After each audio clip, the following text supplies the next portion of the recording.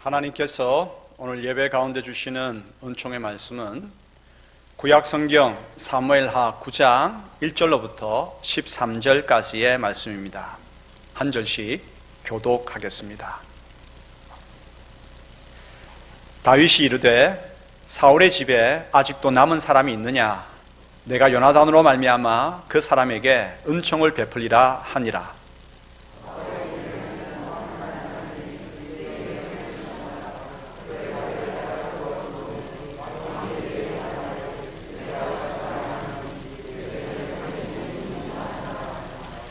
왕이 이르되 사울의 집에 아직도 남은 사람이 없느냐?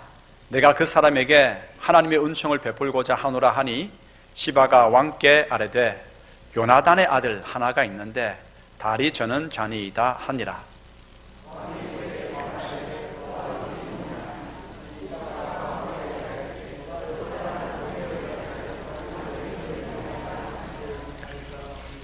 다윗 왕이 사람을 보내어 로드발 암미엘의 아들 마길의 집에서 그를 데려오니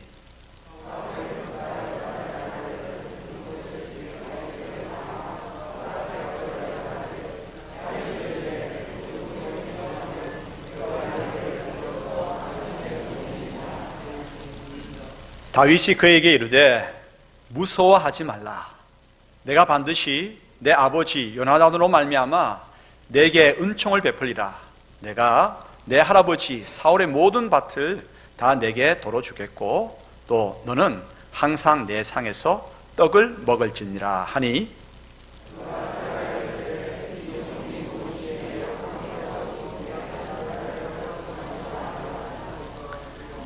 왕이 사울의 시종 시바를 불러 그에게 이르되 사울과 그의 온 집에 속한 것은 내가 다 내 주인의 아들에게 주었노니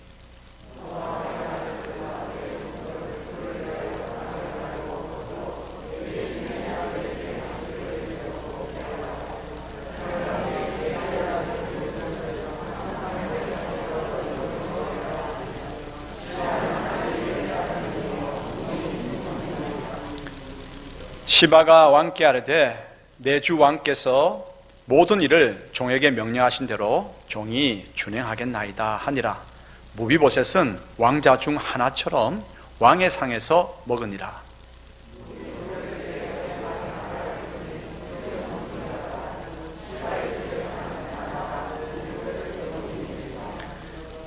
무비보셋이 항상 왕의 상에서 먹으므로 예루살렘에 사니라. 그는 두 발을 다 절더라. 아멘. 하나님의 뜻은 많지만 하나님께서 우리에게 알려주신 보편적인 뜻은 감사하는 것입니다. 범사에 감사라. 이것이 너희를 향하신 하나님의 뜻이니라. 그렇게 일러주셨죠. 시편의 시인들은 하나님의 궁정에 들어가는 열쇠를 가르쳐주고 있습니다. 아무나 하나님의 전에 궁정에 들어갈 수 없습니다. 누가 들어가느냐? 이 열쇠가 있어야 됩니다. 감사. 감사라고 하는 열쇠가 있어야 들어갑니다. 감사함으로 주님의 궁정에 들어가며 감사함으로 그를 예배할지어다. 시편 곳곳에서 우리에게 이 비밀을 알려주고 있습니다. 그러므로 감사하지 않는 자는 하나님을 배울 수가 없습니다. 감사하는 삶 자체가 하나님께서 우리에게 주신 큰 복입니다. 어떻게 하면 복을 얻을까? 이렇게 이것저것 다니지 말고 하나님께 주시는 큰 복이 뭐냐? 감사하는 것입니다. 라이피 곱스라고 하는 분은 이렇게 이야기했습니다. 감사할 줄 모르는 자를 벌하는 법은 없다. 감사할 줄 모르는 삶 자체가 벌이기 때문이다. 뒤집어 보면 무슨 말입니까? 감사하는 삶은 은총임을 우리에게 들려주고 있죠. 우리 삶은 구비구비마다 다양한 노래와 환경이 있습니다. 환희의 송가가 있는가 하면 비창의 노래가 있습니다. 웃음소리가 있는가 하면 신음과 한숨이 있습니다. 큰 일도 있지만 소소한 일들도 많습니다. 그런데 이런 삶은 다 엮어져서 결국에는 선하신 하나님께서 우리를 인도하시는 세월이었다고 하는 것을 찬송하게 됩니다. 그래서 눈밖에 깜빡일 수 없었던 뇌성마비 시인 미즈노 겐조는 자신의 신세를 한탄하지 않고 오히려 이렇게 노래했습니다. 흐트러지게 핀 들꽃과 지저귀는 작은 새, 20년 전 거닐었던 야산, 지금도 마음에 남아 고운 야산을 만드신 하나님을 찬양하는 시가 되고 노래가 된다. 여러분, 지금 눈밖에 깜빡일 수 없어요. 한때는 그래도 야산도 거닐었고 했는데 내성마비가 찾아와서 눈을 좀 길게 감았다가 짧게 감았다가 오른쪽을 또 그렇게 했다가 하는 그것을 조합을 해가지고 우리 같으면 이제 기역, 니은, 디귿, 리을 이것을 맞춰가지고 시 한 편을 쓰는데 며칠이 걸리는 거예요. 그럼에도 불구하고 이 미즈노 겐조는 자신의 신세 한탄하지 않습니다. 지금도 그때의 일들 마음에 남아서 하나님을 찬양하는 시가 되고 노래가 된다. 감사하는 사람만이 맛볼 수 있는 기쁨을 이분은 누리고 있지요. 그렇습니다. 성도는 누구입니까? 성도는 어떤 환경 가운데서도 감사하는 삶을 살아가는 사람입니다. 너무나 중요한 진리이지요. 2020년 추수감사주일, 우리 삶에 이 날을 기점으로 더욱더 감사가 풍성하게 넘치게 되기를 소원합니다. 그런데 감사가 그냥 있으면 차고 넘치는 게 아니죠. 우리 삶에 감사가 넘치기 위해서는 두 가지를 인정하는 믿음이 있어야 합니다. 이 두 가지 요소가 뭘까? 여기에 초점을 맞추면서 오늘 주님의 음성을 경청하기를 바랍니다. 이 두 가지 요소를 인정할 때 우리 삶에는 감사가 넘치게 되고 그 감사로 인해서 하늘의 놀라운 비밀을 누려가게 됩니다. 첫 번째는 하나님의 은혜임을 인정하라 라고 하는 것입니다. 성도는 하나님의 은혜로 살아갑니다. 우리 삶 가운데 있는 귀한 일들은 모두 주님의 은혜로 이루어졌습니다. 우리 삶에 어떤 귀한 일들이 올 한 해 있었습니까? 지금까지 있었습니까? 여러 가지 일들이 있겠죠. 훌륭한 선생님을 만났고 좋은 상사와 동료와 친구를 만나는 일이 귀한 일입니다.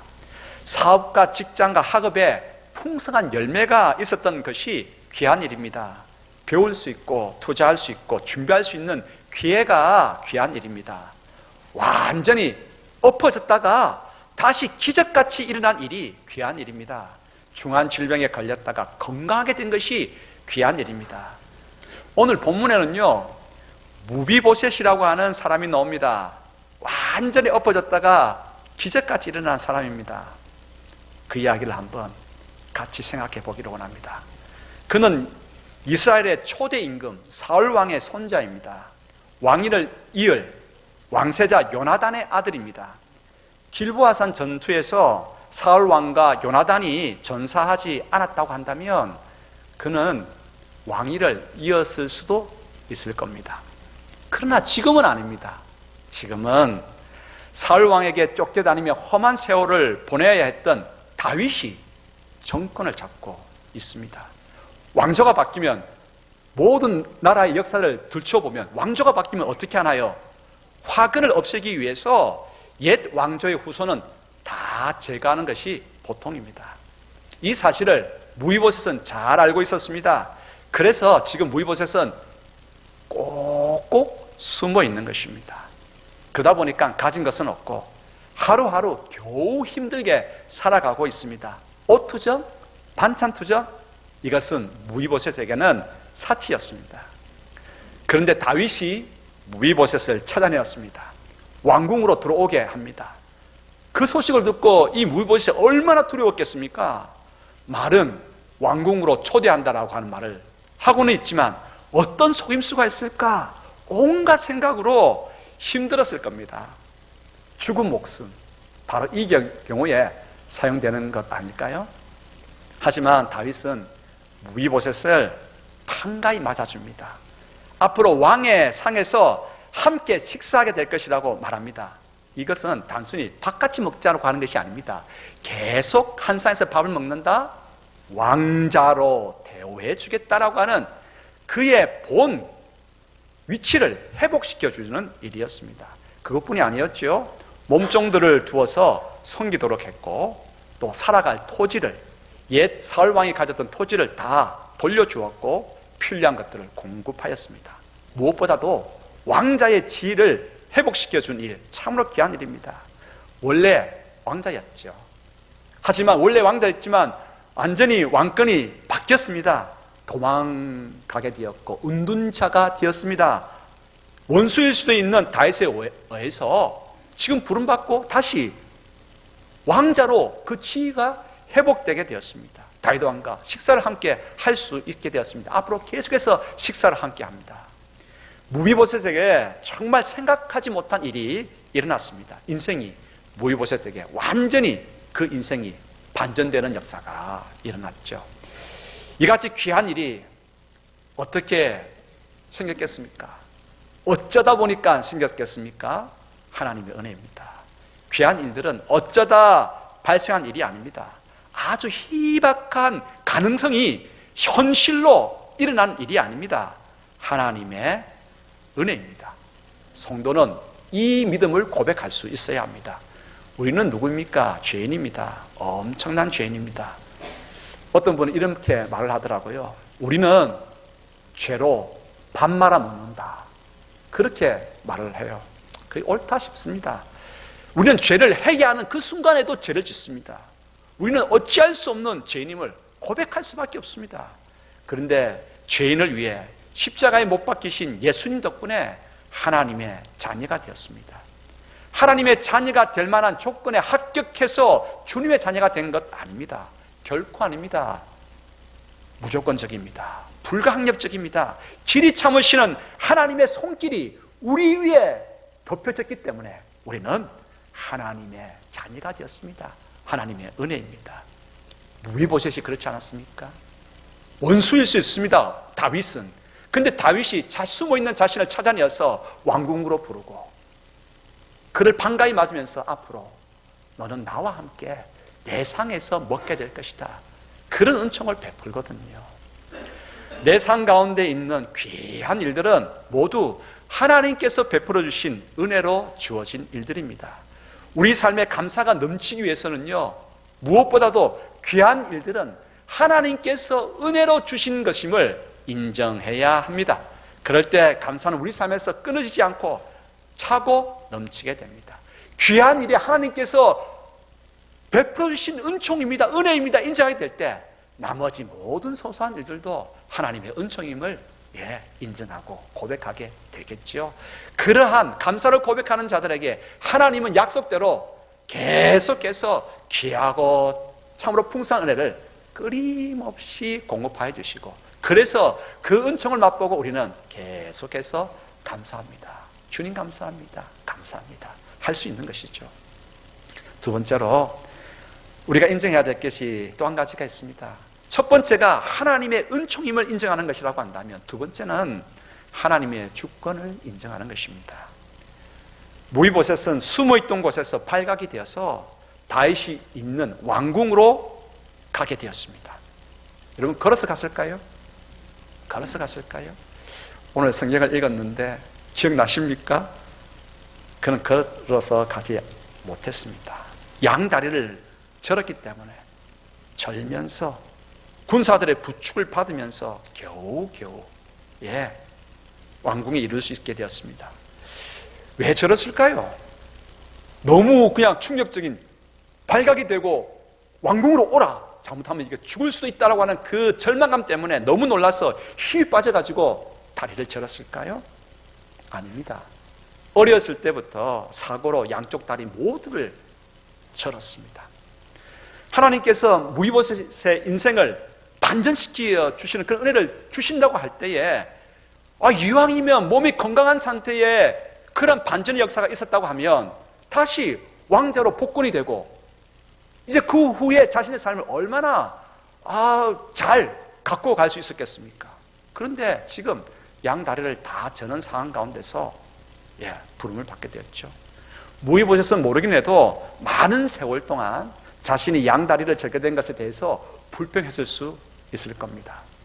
그는 오래전 일이 떠올랐습니다. 오래전 가물가물하는 기억이 되살아납니다. 자신의 할아버지 사울왕과 아버지 왕세자 요나단이 전사한 뒤에 다윗의 군대가 강성하게 되죠. 다윗의 군대는 무이보셋이 있는 왕궁을 점령하러 왔습니다. 그때 무이보셋은 갓난 아이였습니다. 이 갓난 아이를 살리기 위해서 유모가 이 무이보셋을 안고 뛰어가야 했습니다. 황급하게 핀신시켜야 했습니다. 황급히 뛰어가다가 그만 넘어지면서 아이를 떨어뜨리고 말았습니다. 그 바람에 무이보셋은 다리를 절게 되었습니다. 한 다리요, 두 다리를 모두 절게 되었습니다. 이왕 하나님께서 인생을 반전시켜 주시려면 건강한 몸이었으면 얼마나 좋았겠습니까? 그러나 그렇지 못했습니다.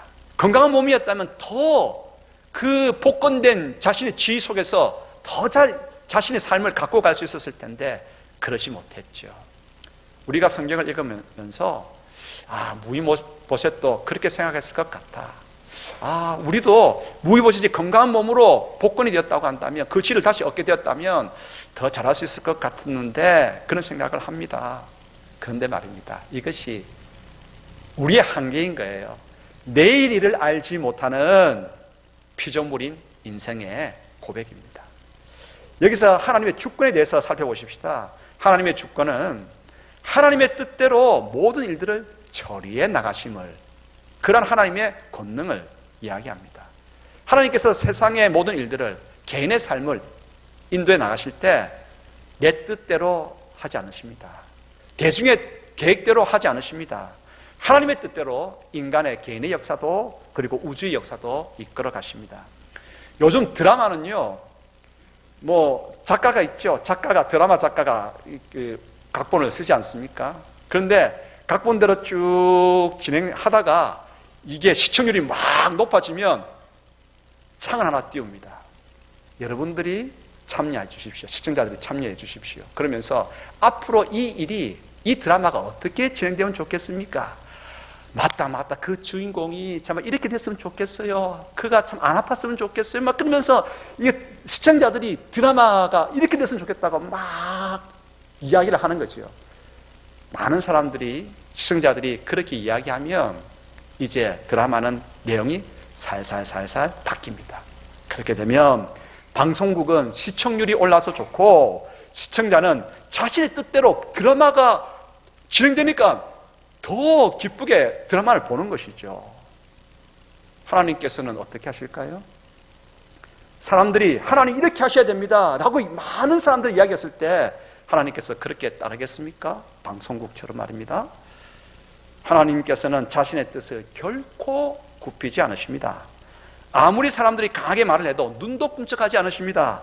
오직 하나님의 뜻대로 세상을 이끌어 가십니다. 이것이 하나님의 주권의 시행입니다. 만약 내 뜻이, 대중의 바람이, 세상의 생각이 개인의 삶이나 인간 역사에 반영된다고 한다면 당장은 좋겠지요. 내 뜻대로 대중의 바람이 이루어지니까. 하지만 나중에는 세상은 엉망진창이 되고 말 것입니다. 그러므로 우리 삶 가운데에 참 내가 이해하기 힘든 일이 찾아왔다, 참으로 어려운 일이 나에게 닥쳤다, 그럴 때에 이것이 하나님의 주권으로 이루어지고 있구나라고 고백해야 합니다. 하나님의 주권을 수용해야 합니다. 무이보셋은 두 다리를 갓난 아기 때부터 절었습니다. 도망가다 사고로 벌어진 그 비참한 인생 원망했겠지요. 하지만 돌이킬 수 없는 일입니다. 원망하고 불평해야 어쩔 수 없는 일입니다. 그렇기 때문에 하나님의 주권으로 일어난 일임을 고백하고 인정하고 수용해야 합니다. 그러나 잘 안 되죠. 하나님 왜 그러셨습니까? 다른 방법은 없었습니까? 하나님 저에게 너무하신 것 아닙니까? 그렇게 큰 소리로 대들며 하소연할 수 있습니다. 성도 여러분, 심히 속상하면 하나님께 그렇게 하십시오. 견딜 수 없다면 하나님께 그렇게 하십시오. 그렇게 했다고 해서 하나님께서 이 무엄한 놈 봐라 라고 우리를 내치지 않으십니다. 어쩌면 그런 하소연이 우리 가운데 닥친 그 모든 일들이 하나님의 주권임을 인정하는 과정일 수 있는 것입니다. 하나님께서 무이보셋을 왜 그렇게 하셨는지 아무도 모릅니다. 하나님만이 그 뜻을 알고 계실 것입니다. 알량한 지식을 가지고 있는 우리가 그래도 해석을 해본다면 이렇겠죠. 그 첫 번째 이유는 하나님의 은혜를 더 크게 드러내기 위해서입니다. 율법에는 말입니다, 저는 것을 하나님께 예물로 드리지 말라고 명하고 있습니다.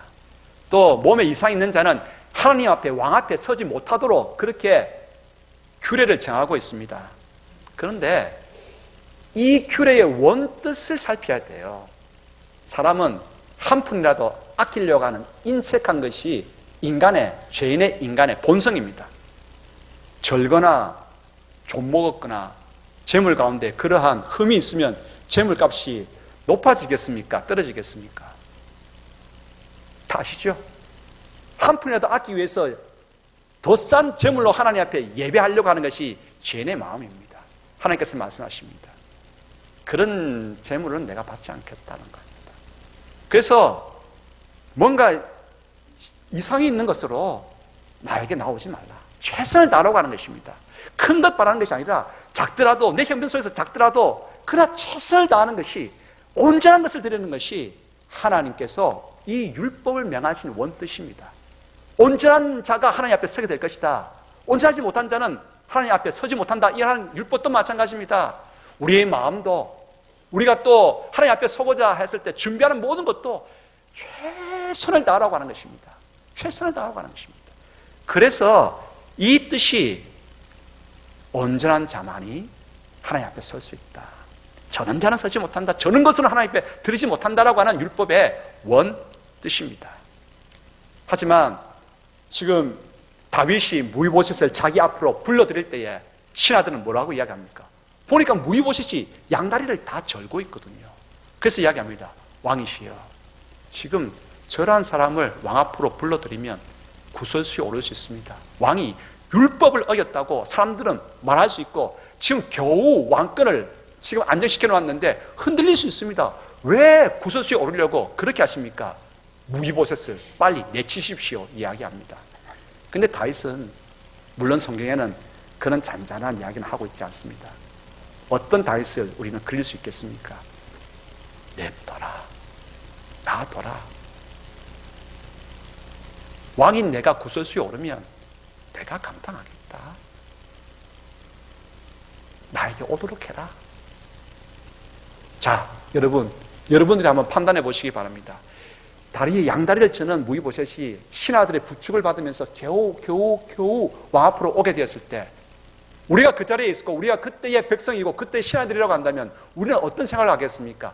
저 왕, 율법을 어긴 참으로 어리석은 왕이다. 구설수에 오르는, 스스로 구설수에 오른 어리석은 왕이라고 그렇게 생각하겠습니까? 아니면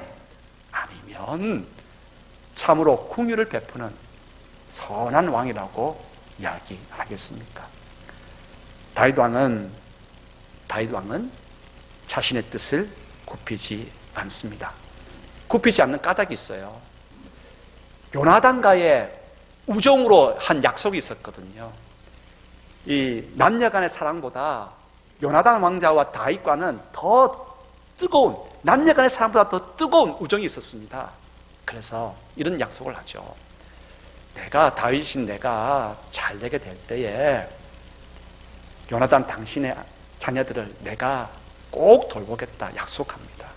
그 약속을 기억하고 찾는 것입니다. 사울 왕의 집에 사람이 없느냐, 후손들이 없느냐 찾고 찾은 것이 무이보셋입니다. 신하들은 제가 하라고 이야기하지만 아니다라고 이야기합니다. 저는 사람 어떻게 왕궁으로 들이냐고, 율법에 금하고 있다고 해도 아니다라고 합니다. 오도록 해라고 이야기합니다. 약속을 지키기 위해서. 오늘 우리는 누굽니까? 우리는 죄인입니다. 죄인인 우리가 어떻게 하나님께 예배할 수 있습니까? 예수 그리스도의 덕분입니다. 하나님께서는 예수 그리스도를 통한 언약을 우리에게 들려주셨습니다. 누구든지 주 예수 그리스도를 통하여서 하나님의 자녀가 되는 은혜를 베풀어 주셨습니다. 그렇지 않습니까? 예수님 덕분에 우리는 하나님 앞에 나올 수 있게 되었고 하나님을 찬양하고 예배할 수 있게 되었습니다. 이 은혜 받고 있는 것입니다. 하나님의 은혜를 더 크게 드러내기 위해서 어쩌면 하나님의 한 수였는지 모릅니다. 두 다리를 절게 되는, 없었으면 하는데도 그 일은 일어나고 만 것이죠. 두 번째 이렇게 또 해석될 수 있겠습니다. 무이보셋을 안전하게 보호하기 위해서입니다. 여러분, 지금도 그렇지만 어느 때건 왕에게 잘 보려고 하는 가짜 충신들이 있습니다. 기회주의자들이 있습니다. 옛 왕조의 계승자 무이보셋을 죽임으로 인해 가지고 한 자리를 얻고자 하는 그러한 기회주의자들이 왜 없었겠습니까? 그들은 칼을 차고 무이보셋을 찾았을 것입니다. 맞냐? 그 기회주의자들이 칼을 차고 무이보셋을 찾았는데 그 무이보셋이 건장했더라고 하면 어떻게 되었겠습니까? 그런데 양다리를 다 저는 거예요. 옆에 사람이 없이는 뭐 제대로 거동을 못하는 거예요. 그 사람이 다윗 왕권을 정복시킬 수가 있겠습니까? 괜히 건드렸다가는 왕에게 혼쭐날 것 아니겠습니까? 그래서 돌아옵니다. 하나님께서는 무이보셋에게 두 다리를 절개하심으로 그를 살게 하셨습니다. 놀랍죠? 절개하심으로 살게 하신 것입니다. 신의 한 수입니다. 신의 한 수로 살아날 수도 있고 인간의 한 수로 죽을 수도 있습니다.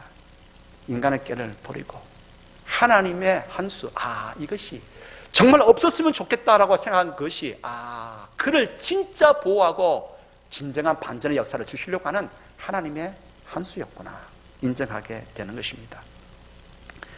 이해하기 힘들고 참으로 어려운 일이 우리에게 닥칩니다. 그럴 때에 이 일은 하나님의 뜻과 계획 가운데에 우리에게 찾아온 일이구나 인정해야 됩니다. 하나님의 주권으로 있게 된 일이라고 수용하게 되면 뭐가 넘칩니까? 감사가 넘칩니다. 어떤 어려운 일도, 어떤 이해하기 힘든 참으로 안타까운 일도 하나님의 주권으로 이루어진 일이구나 인정하게 됩니다. 여러분, 하나님은 누구십니까? 우리는 하나님 아버지라고 고백합니다. 아버지 하나님은 어떤 분이십니까? 모든 자에게 좋은 것을 주시기를 기뻐하시는 분 아니십니까? 고백하십니까? 좋은 것 주시기를 기뻐하시는 아버지 하나님께서 지금 나에게 닥친 일은 내가 이해할 수 없습니다. 왜 이런 일이 있었습니까? 하소연할 수밖에 없고 한탄할 수밖에 없습니다. 그런데 말입니다, 좋은 것 주시기를 원하시는 그 하나님께서 오늘 하나님의 주권으로 나에게 이 어려운 일들을 닥치게 하셨는데 이 일을 통해서 참으로 좋은 일, 열매 맺게 하실 것입니다. 두 쪽으로 딱 나누는 것은 사실 좋지 않죠. 흑백으로 나누는 것은 좋지 않지만 그래도 오늘 요 시간만큼은 하면 제가 그냥 좋지 않은 흑백으로 나누는 일을 해보겠습니다. 우리 삶을 두 쪽으로 한번 나눠보십시다. 두 쪽으로 나누면 귀한 일과 그저 그런 보통의 일로 나뉘어질 수 있겠습니다. 꼭 있어야 할 일과 없었으면 좋을 것 같은 일로 나누어 볼 수 있겠습니다. 좋은 일과 나머지 평범하거나 아니면 힘든 일로 둘로 나누어 볼 수 있겠습니다. 좋은 일이 찾아왔습니다. 귀한 일이 찾아왔습니다. 꼭 있어야 할 일이 우리 가운데 왔습니다. 그러면 어떻게 하시겠습니까? 하나님의 은혜로구나 감사하십시다. 하나님의 은혜임을 인정하고 감사하십시다. 그런데 나머지 한 부분이 있습니다. 없었으면 좋을 일, 저 멀리 갔으면 좋은 일, 힘들고 어려운 일, 감당하기 참으로 눈물 나는 일 나에게 찾아왔습니다. 그럴 때는 어떻게 하시겠습니까? 하나님의 주권으로 나에게 찾아온 일임을 고백하십시다. 하나님의 주권 가운데서 찾아온 일은 반드시 나에게 지금은 내가 이해될 수 없지만 결국은 선한 열매를 맺게 됩니다. 좋은 열매를 맺게 되고 하나님을 찬양하게 될 것입니다. 그러므로 우리의 모든 삶은, 우리의 모든 일들은 하나님의 은혜와 하나님의 주권으로 이루어져 가는 그러한 시간들입니다. 사랑하는 성도 여러분, 여러분들을 다시 한번 축복합니다. 여러분은 참 귀한 분들입니다. 참으로 복 있는 인생들입니다. 왜 그렇습니까? 하나님의 은혜와 하나님의 주권으로 우리의 모든 시간들을, 걸음들을 인도함 받기 때문에 그러합니다. 이제 2020년 추수감사 주일을 맞으면서 하나님의 은혜를 인정하고 하나님의 주권을 수용할 때에 우리의 삶 가운데는 감사가 넘치게 될 것입니다. 그 감사가 더욱더 이 시간을 통해서 풍성하게 솟아나는 그러한 저희 모두가 되기를 축복합니다. 기도하겠습니다. 아버지 하나님, 왜 그런지 모를 때가, 그래서 원망과 불평이 터져 나올 때가 있습니다. 또 귀한 일이 있을 때는 다 내가 열심히 해서 된 거라고 내 어깨 으쓱거릴 때가 많습니다. 주님, 용서하옵소서. 모든 일들이 하나님의 은혜임을 고백하고 하나님의 주권임을 인정합니다. 주님, 그러므로 우리 삶 가운데에 하나님을 향한 감사가 넘쳐나게 도와주시고 그 감사로 모든 우리의 삶들을 가꾸어 갈 수 있도록 도와주시옵소서. 은혜를 베풀어 주시옵소서. 하나님의 주권이 주는 놀라운 선한 열매들을 허락하여 주시옵소서. 예수 그리스도 이름으로 기도드리옵나이다. 아멘.